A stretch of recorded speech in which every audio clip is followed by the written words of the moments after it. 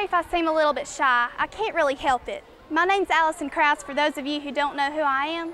They call me the First Lady of Bluegrass.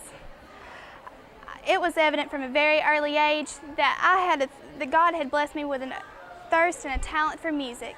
And my mother and daddy recognized this, and so when I was 5 years old, they bought me my very first violin for Christmas, and they signed me up for classical lessons.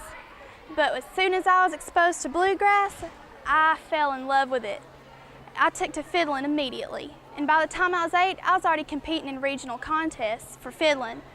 And by the time I was 11, I was already named the Illinois State Fiddle Champion. The Lord really blessed me during these years, and it meant so much because of my hard work and dedication. And by the time I was 14, I'd already established my first band, Union Station, that I'm still with today. I'd already established a record deal with Rounder Records, and I'd already put out my first album. In 1993, I was inducted into the Grand Ole Opry as their youngest member at the time, and I was the first bluegrass artist to be inducted in 29 years. It was one of the proudest moments of my life.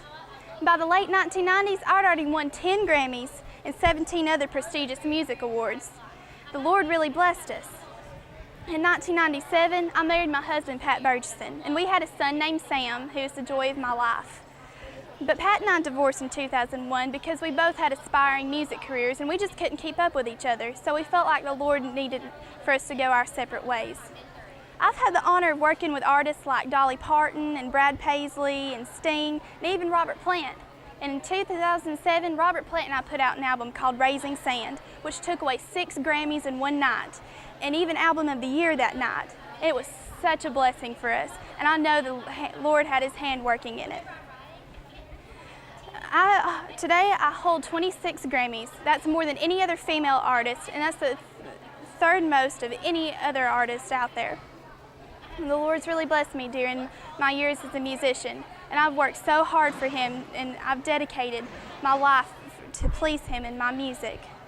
The Lord has held my hand every step of the way. Without Him, I couldn't do anything. I couldn't even play fiddle. I couldn't sing. So I make sure at least one song on every album is dedicated to Him, and I always recognize Him in my thank yous on the album. My love for Him is summed up in the verse, Psalm 28:7. The Lord is my strength and my shield, and my heart trusted in Him, and I am helped. And so therefore I will greatly rejoice, and with my song I will praise Him.